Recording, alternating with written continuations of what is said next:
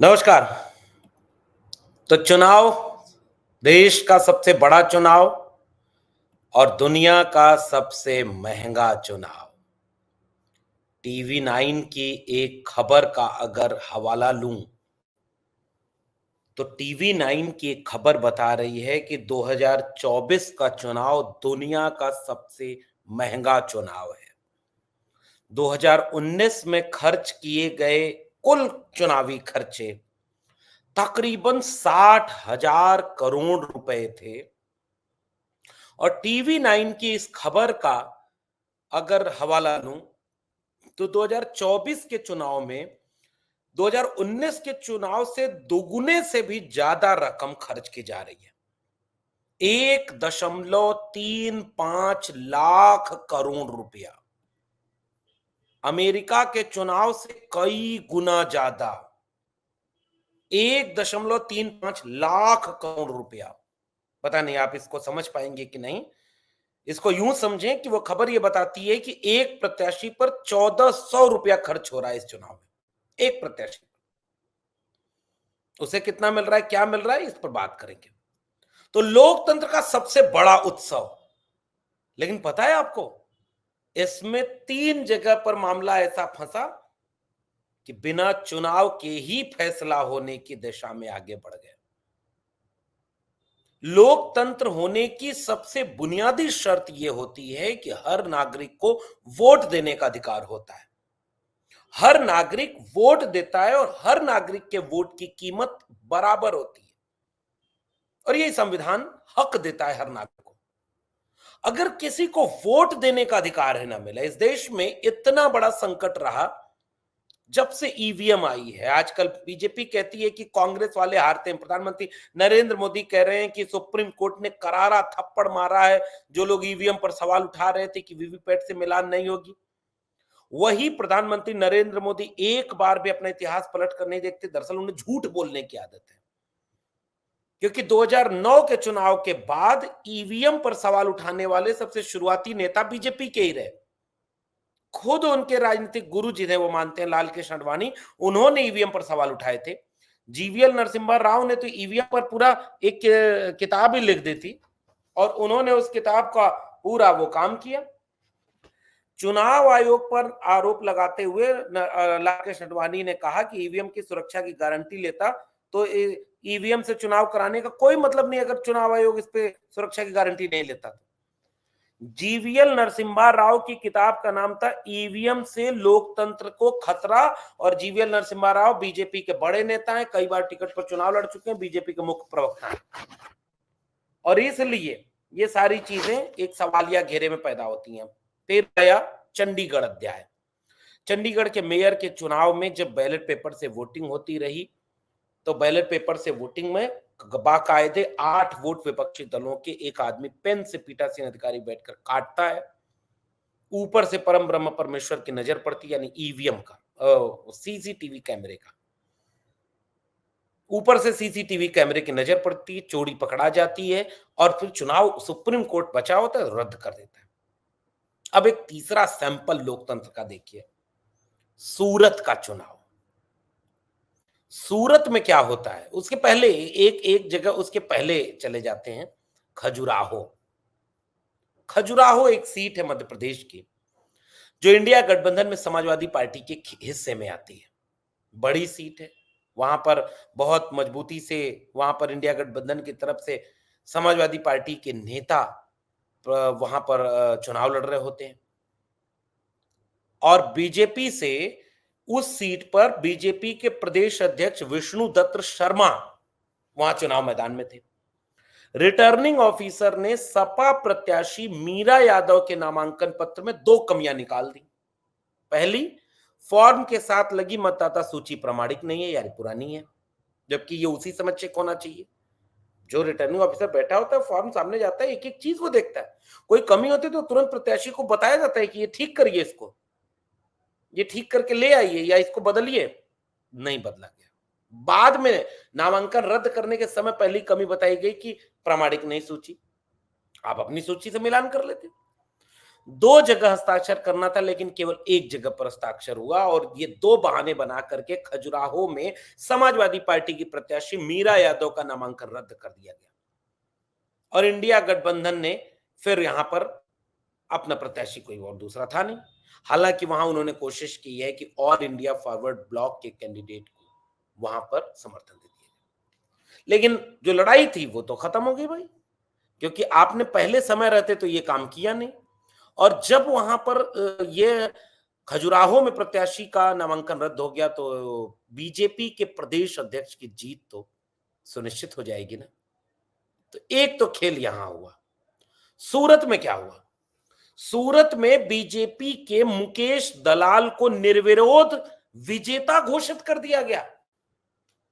इस सीट पर कांग्रेस के उम्मीदवार नीलेश कुंभानी का नामांकन रिटर्निंग ऑफिसर ने रद्द कर दिया और हवाला यह दिया कि उसके प्रस्तावकों के हस्ताक्षर में गड़बड़ी है। कांग्रेस के उम्मीदवारों का नामांकन रद्द होने के बाद जो 8 बचे उम्मीदवार थे, उन सब ने बारी बारी अपनी उम्मीदवारी वापस ले ली और ऐसे में अकेले एक उम्मीदवार बचे, बीजेपी के मुकेश दलाल, और उन्हें निर्विरोध चुनाव जिता करके विजेता घोषित कर दिया गया। कमाल है भाई। आप कल्पना करिए कि ये इस तरह से हुआ क्या। सूरत वह सीट जिस पर 2019 में बीजेपी की तरफ से खुद उनके प्रत्याशी जीते थे, जो 7,95,651 वोट पाए थे, जिन्होंने अशोक पटेल को हरा दिया था चुनाव। और कल्पना करिए, यहां बीजेपी का अपना एक प्रत्याशी था, पहले ही चुनाव जीता हुआ प्रत्याशी। क्या ऐसा होता है क्या कि एक प्रत्याशी का नामांकन अगर रद्द हो जाए तो बाकी का नामांकन सबने अपने वापस कैसे ले लिया? कहा जाता है कि वो जो उनका नामांकन देने वाला था, वह व्यक्ति तो जो है प्रस्तावक जो था उसको दबाव डाला गया, फिर बसपा के प्रत्याशी ने अपना समर्थन वापस ले लिया, प्रत्याशी वापस ले लिया, फिर प्रत्याशियों की जो जितने भी लिस्ट थी सबको बारी बारी वापस करा गया। पता है आपको, अगर आपको लगता है कि सबने अंतरात्मा की आवाज सुन के अपना प्रत्याशी वापस ले लिया, तो आइए तीसरी जगह ले चलता हूं, इंदौर। इंदौर में क्या हुआ उससे आप सूरत का खेल समझ जाएंगे। इंदौर से जो मिशन सूरत था बीजेपी का, उस मिशन सूरत को मिशन इंदौर बना करके दूसरी सीट बीजेपी जीतना चाहती थी, लेकिन वहां फेल हो गई। मध्य प्रदेश के इंदौर में बीजेपी कांग्रेस सहित 9 प्रत्याशियों ने वहां पर वापस अपना नामांकन वापस ले लिया, लेकिन बसपा समेत कई और प्रत्याशी हैं जिन्होंने अपना नामांकन वापस नहीं लिया। इसलिए अभी भी इंदौर में मिशन सूरत पास नहीं हो पाया। और वहां पर एक खबर यह आ रही है कि बीजेपी की इंदौर में कोशिश थी कि यहां भी बीजेपी प्रत्याशी निर्विरोध चुन लिया जाए और कांग्रेस सहित 9 प्रत्याशी अपना नामांकन वापस भी ले लिए, लेकिन कांग्रेस के प्रत्याशी अक्षय बम के नामांकन वापस लेने और शाम को बीजेपी ज्वाइन करने, वो जो वहां के वो नेता है ना कैलाश विजयवर्गीय, जिनका बेटा बल्ले से अधिकारी को पीटते हुए नजर आया था, फिर भी कोई कार्रवाई नहीं हुई। बेटा परिवारवाद नहीं है, लेकिन कैलाश विजयवर्गीय का बेटा बीजेपी का नेता है। तो उनकी गाड़ी में जाते हुए अक्षय बम शाम को बीजेपी ज्वाइन करके बम फोड़ देते हैं, लेकिन बसपा के प्रत्याशी संजय सोलंकी ने कहा कि उनके प्रत्याशियों को सुविधा के साथ साथ वो सब कुछ बीजेपी की तरफ से ऑफर किया जा रहा है, जो जो उन प्रत्याशियों को चाहिए, और उनको उनके लिए शर्त रखी जा रही है कि आप अपना नामांकन वापस ले लीजिए। निर्दलीय प्रत्याशी अंकित गुप्ता ने मीडिया के लोगों को बताया कि बीजेपी नेताओं द्वारा उन्हें 25 लाख रुपए का प्रलोभन दिया गया। उनके परिवार को बोला गया कि आप भी दबाव डालिए कि ये नामांकन वापस ले लें। दूसरे निर्दलीय प्रत्याशी परमानंद तोलानी ने बताया कि मेरे प्रस्तावक पर दबाव डाला गया कि आप उनका वापस ले लीजिए, तोलानी साहब का मंच पर सम्मान होगा, मुख्यमंत्री के साथ उनकी फोटो हो जाएगी, नामांकन वापस ले लीजिए। मिशन सूरत, मिशन इंदौर में कामयाब नहीं हो पाया और तमाम तरह के आरोप इस तरह के बीजेपी के ऊपर लगाए जा रहे हैं, जबकि सूरत की तरह इंदौर भी बीजेपी का अपना गढ़ है। देश में सबसे बड़ी जीत बीजेपी को इंदौर में ही मिली थी। 5 लाख से अधिक वोटों से बीजेपी ने इंदौर में चुनाव जीता था। बावजूद इसके इंदौर बीजेपी का लक्ष्य था कि यहां निर्विरोध हो जाए, लेकिन कामयाब नहीं हो पाए। और ऐसा हो रहा है कि दुनिया का सबसे महंगा चुनाव, ये बात समझ में नहीं आ रही है कि जब बीजेपी जीत रही है, बीजेपी को लगता है कि वो अब की बार अकेले 400 पार है, बीजेपी के पास इतने बड़े नेताओं की फेहरिस्त है, बीजेपी वैसे ही मंदिर बनवा चुकी है, 370 हटवा चुकी है, जो मोदी जी, अमित शाह जी और योगी जी और तमाम जी जी जितने लोग हैं, सब लोग यही तो गिनवा रहे हैं। डरा भी रहे हैं कि मतलब इनको वोट मत दे देना, नहीं तो सब मुसलमानों को दे देंगे। सब कुछ करने के बाद बीजेपी को मिशन सूरत करना पड़ा। क्या ये लोकतंत्र के लिए उचित संदेश है? यही सवाल करते हुए सूरत के चुनाव को सुप्रीम कोर्ट, हाई कोर्ट में अपील दायर कर दी गई है और इस मामले में गुजरात हाई कोर्ट में एक याचिका दायर की गई, लेकिन उसे तत्काल सुनने से मना कर दिया।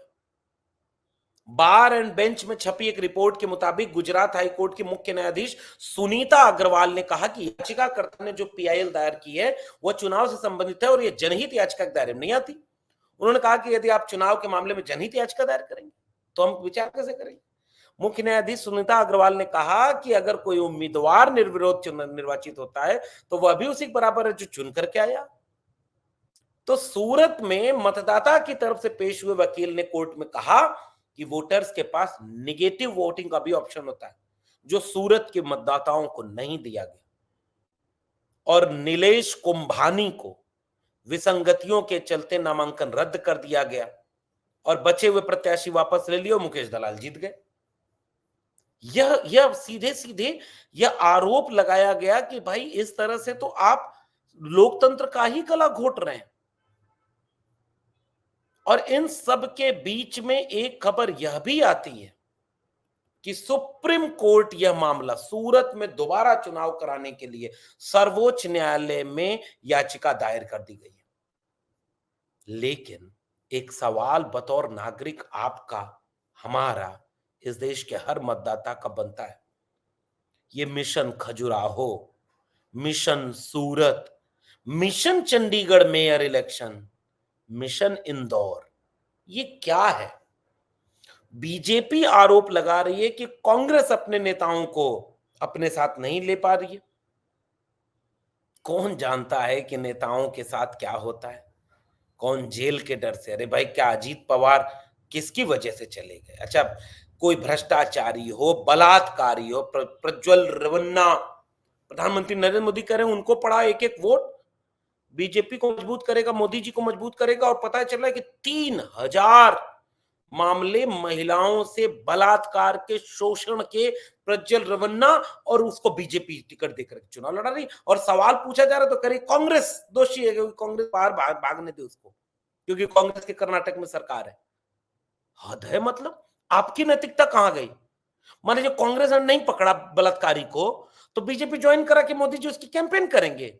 यही है, कहां गया बहुत हुआ महिलाओं पर अत्याचार, अब की बार फलाने की सरकार। बीजेपी चुनाव जीतने के लिए बलात्कारियों के लिए भी टिकट देकर के चुनाव में वोट मांगने जा रही है। और गृह मंत्री अमित शाह के कह रहे हैं कि हम महिलाओं के सम्मान के साथ समझौता नहीं करेंगे, लेकिन कांग्रेस बताए। अरे कांग्रेस को छोड़ो ना, आप सत्ता में हो, आप बताओ कि टिकट आपने दिया कि नहीं दिया, क्यों दिया? आपको नहीं पता था 3,000 महिलाओं से बलात्कार, शोषण, अन्याय? आपको नहीं पता था सूरत में ये प्रत्याशी अपना पर्चा क्यों वापस ले रहे हैं? क्या आपके लोग डरा नहीं रहे? आपके लोग खरीद नहीं रहे? आपके लोग उनको धमका नहीं रहे? आपके लोग पैसा नहीं बांट रहे? क्या इंदौर में ये जो आपके प्रत्याशी को उठा ले गया गया, आपका अब बीजेपी का आदमी कांग्रेस के प्रत्याशी को लेके अपनी गाड़ी में ले जाकर बीजेपी ज्वाइन करा रहा है? आप तो वैसे ही बाहर ही है भाई, इसका जवाब दीजिए ना। आप तो वैसे ही 400 पार जा रहे थे। आप तो कहते हैं ये कांग्रेसी हमें नहीं चाहिए, ये कांग्रेसी भ्रष्टाचारी होते हैं, कांग्रेसी परिवारवादी होते हैं, कांग्रेसी जो है देश के हितैषी नहीं होते। हम तो कांग्रेस मुक्त भारत बनाना चाह रहे हैं और कांग्रेस युक्त भाजपा बनाने लगे। ये सवाल कब तक आप कहेंगे कि कांग्रेस अपने लोगों को संभाल नहीं पा रही है, वो बीजेपी ज्वाइन कर रहे हैं तो हम क्या करें? अरे आप सीधे कहिए कि बलात्कारी को ज्वाइन नहीं कराएंगे बीजेपी। कांग्रेसियों से हमको भाजपा नहीं चाहिए, हमारे पास अपने प्रत्याशी हैं, अपने नेता हैं, मोदी जी हैं, मंदिर है, 370 है, सब कुछ है। बीजेपी ये क्यों कर रही है, इस बात को अगर आप समझना चाहेंगे, तब आपको ये बात समझ में आएगी कि असल में बीजेपी इस चुनाव को येन केन प्रकारेण जीतना चाहती है, क्योंकि मोदी जी ने पहले ही कह दिया था, ये तो अभी ट्रेलर है, पिक्चर अभी बाकी है। 100 में 85 नौजवान बेरोजगार हैं, लेकिन ये ट्रेलर है, पिक्चर अभी बाकी है। किसानों की आय दुगनी होने की बजाय किसानों पर कर्ज दुगना हो गया, लेकिन अब ये ट्रेलर है, पिक्चर अभी बाकी है। इस देश में पेपर लीक हो जा रहे हैं, नौजवानों को रोजगार नहीं मिल रहा है, बेरोजगारी का आलम 45 साल में सबसे ज्यादा है, लेकिन पिक्चर अभी बाकी है। जाति जनगणना नहीं की रही जाएगी, लेकिन अपने अपनी जातियां गिनाएंगे, लेकिन जातियां जब अपना हक मांगेंगी, बराबरी मांगेंगी, तो कहा जाएगा कि कोई जाति होती ही नहीं, पिक्चर अभी बाकी है। महिलाओं पर शोषण, अन्याय, अत्याचार हाथरस से लेकर के, उन्नाव से लेकर के अब प्रज्वल रवन्ना तक चला जाएगा, कर्नाटक के बलात्कारी को टिकट देने का, लेकिन ये तो भी ट्रेलर है, पिक्चर भी बाकी है। चंडीगढ़ मेयर का चुनाव भी ट्रेलर है, खजुराहो का चुनाव भी ट्रेलर है, सूरत का चुनाव भी ट्रेलर है, इंदौर का चुनाव भी ट्रेलर है, पिक्चर अभी बाकी है। चुनाव आयोग जिस तरह से काम कर रहा है, किसी को पता ही नहीं चलता कि इस देश में कोई चुनाव आयोग है, कुछ नहीं कर रहा है, विपक्षी दलों को एक दो नोटिस दे देता है, लेकिन पिक्चर अभी बाकी है। विश्वविद्यालयों के प्रोफेसरों में आरएसएस के लोग भर दिए गए हैं, जो विश्वविद्यालयों में, स्कूलों में धार्मिक नारे लगा रहे हैं, धार्मिक कार्यक्रम करा रहे हैं, लेकिन ये तो भी ट्रेलर है, पिक्चर भी बाकी है। और अगर आपको पूरी पिक्चर देखनी है तो चुपचाप ऐसे ही सोए रहिए और बीजेपी को वोट दीजिए, अगर आपको यही पिक्चर देखनी है। और अगर आपको ये सारा खेल समझ में आ रहा है, तो एक बात बहुत पहले से कही जाती है, उठ जाग मुसाफिर भोर भई, अब रैन कहां जो सोवत है। संविधान बदलने की बात आ रही है, सफाई देनी पड़ रही है। दाढ़ी में तिनका न होता तो सफाई देने की जरूरत नहीं पड़ती, क्योंकि आपके नेता जिन्होंने कहा संविधान बदल देंगे, उन पर कोई कार्रवाई नहीं। और संविधान खत्म और कमजोर कैसे किया जाता है, ये खजुराहो, सूरत, इंदौर और चंडीगढ़ मेयर इलेक्शन, ये लोक राजनीतिक रूप से संविधान के खतरे और संविधान के खात्मे की तरफ इशारा तो कर ही रही है। इसके बाद भी किसी को ये भ्रम रहे, मुगालता रहे कि नहीं भाई लोकतंत्र बहुत मजबूत हो रहा है, क्योंकि मजबूत सड़क बन रही है, मजबूत ओवरब्रिज बन रहा है। नहीं साहब, लोकतंत्र की बुनियाद कमजोर हो रही है।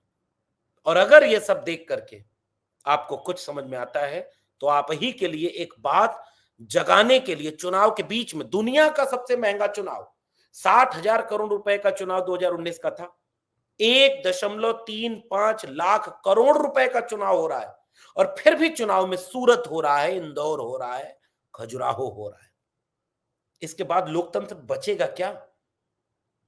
उठ जाग मुसाफिर भोर भई, अब रैन कहां जो सोवत है, जो सोवत है सो खोवत है, जो जागत है सो पावत है। बहुत बहुत धन्यवाद।